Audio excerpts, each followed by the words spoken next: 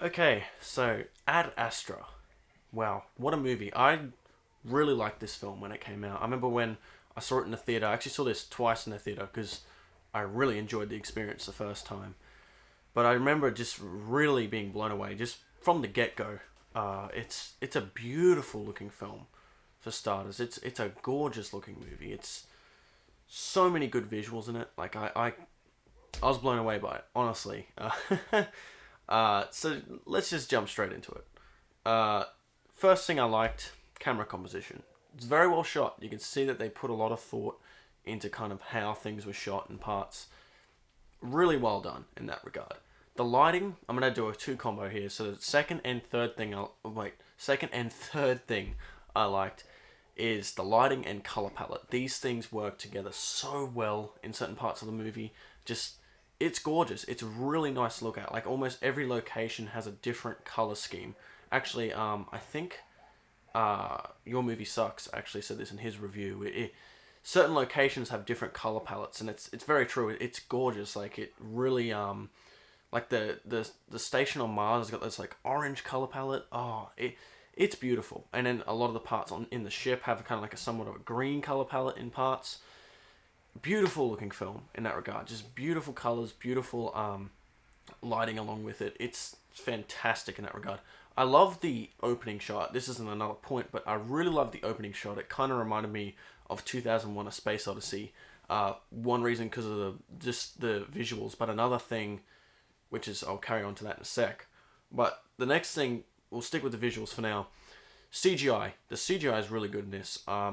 I can't recall anything that looked kind of fake. I think those monkey things in the movie, if you've seen that part, maybe they looked a little bit fake, but aside from that, this movie it's flawless in regards to its CGI. It looks really good, and along with that, the production design. That's what I mean. Like sometimes I don't know if it's just like that's production design, or if that's CGI. Like I can't tell. It's really good in that regard. So it's flawless in that standpoint, or pretty much flawless the CGI. I think. But yeah, production design is excellent too. It helps with the color scheme as well. The production design, yeah, top notch in that regard. Moving on to the acting, I think Brad Pitt is really good in it. He has to have really held back performance in the movie, but I think he does a really good job. There's some good subtleties in his performance. Yeah, I think he was terrific. I think everyone else in it is good too, but he definitely still's like he's the standout in this for sure. Now, what I was saying before reminds me of 2001: A Space Odyssey. The music, okay, the music in the beginning, it's got this weird. It's atmospheric. Okay, it's not like nice sounding like Interstellar and very wondrous. It's atmospheric. It's kind of almost kind of sounds like a horror movie sometimes. It's really good. It's really atmospheric. It's kind of like mixed with sound design, kind of in a way. It's hard to explain, but the music is really top notch. It adds to the scenery and everything, especially in that beginning bit. It's got like these like lens flares and whatnot in the very beginning, which give a very wondrous feel, and it's really cool. Like that I was, as I said, I was sold from the opening shot. I was sold from the opening shot with this movie. I was like, wow, this is going to be something special, and I think it was. Okay, moving on to narration. Now, people did have some issue with this. He kind of spells out things too much. They should let the visual speak for itself. But since his character is very held back, he's very focused on his work and just holding back on his emotions just in general. Uh the narration helps with that. The narration kind of helps dive into his mind a bit. So for the most part, it doesn't really bother me. I think it works well for this character in the film. Next thing, the story. I like the story quite a bit, just like how things play out and what the goal is in the film. He's got to get his dad because this whole big thing is going to happen, and he's got to get his dad and try and stop him. I think I have seen this movie a while ago, but that's pretty much the story. Next thing, the main character. So as I kind of said before, I really found him fascinating. Since he's a very focused character, he holds back a lot, but there's just something about him. Like, I don't know, I really like the main character in it. It was interesting. Like, just kind of certain outlooks he had on life, and then kind of his arc, in a sense, which is the next thing I'll say. His character arc. It happens very much near the end of the film, but it's a kind of realization that he has. And it hit me. Like, it really did emotionally hit me, I feel. Like, he starts to get more emotion and starts to let out his emotions a bit more. as the film goes on, and I was really into that. I was really into just how his character kind of develops in the film. Next thing, from all this stuff, from the main character and story, I got emotionally impacted by this movie. So emotional impact is a 12th thing. I think I don't know if I teared up when I watched it, when I've watched this film, but I very much got like mad chills, especially this certain line in the movie. Near the end of the movie, there's a certain line Brad Pitt says to his dad. And even right now, me kind of saying it, I can feel a bit of chills just thinking of it. It's good. I really liked, yeah, that moment in the film.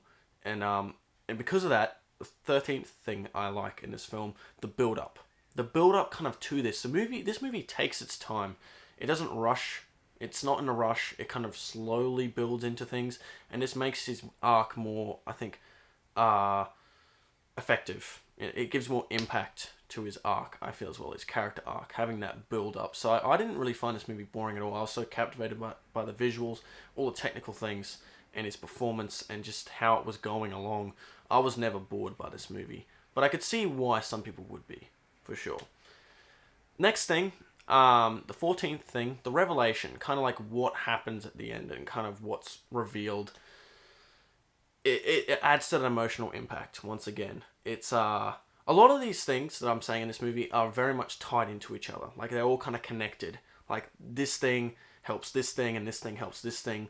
Like the revelation helps because of the build up, because of the emotional impact. It creates a great revelation. All these things kind of connect, which I think is a really good movie when a lot of these elements are kind of in harmony with each other. They kind of all work together to make this great film. Alright, so the next thing. So yeah, good revelation. Next thing is the setting. It's a fascinating setting. This movie, it's a bit more in the future, like a near future. And it's just bizarre, like certain things. Like people can just go to space, you know, and there's a freaking shopping center in space. It's weird, and then there's freaking space pirates. It's bizarre, but it's cool. It's really interesting. I don't know. I like the setting. I could kind of see that being a reality in a sense, like freaking Subway up in the. I mean, Subway's in the bread like we eat on the moon. Like it's funny. Like I don't know. It's really weird, but it works. All right. Last but not last but not least, second last thing. So number 16, rewatchability. I have watched this movie a few times. How many times have I watched it at this point? I've logged it 4 times on Letterboxd. So yeah, there's a lot I like about it. There's a lot I appreciate about it, and it's just all these elements work so well together that I very much like this film. So I've watched it a fair few times just because I think it's really good. I think a lot of elements work so well. It's not just the technical things that make this great. It's the story elements. It's all these things work together really well and make a pretty damn good film, I think. Pretty great film. Last but not least, the ending. It's a great character arc because of the build-up. All these things, all those things I previously spoke about, it all leads to this, I think, really good ending.